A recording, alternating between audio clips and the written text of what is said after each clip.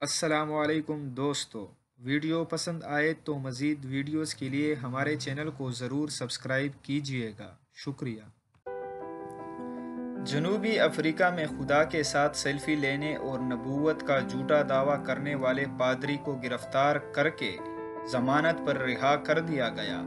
مشرقی افریقہ کے ملک ملاوی میں پیدا ہونے والے شیفر ڈبوشیری پر الزام ہے کہ اس نے اپنے پیروکاروں کو بیوقوف بنا کر $15.5 کروڑ تقریباً 21.5 ارب روپے سے زائد پاکستانی روپے کی دولت جمع کر رکھی ہے۔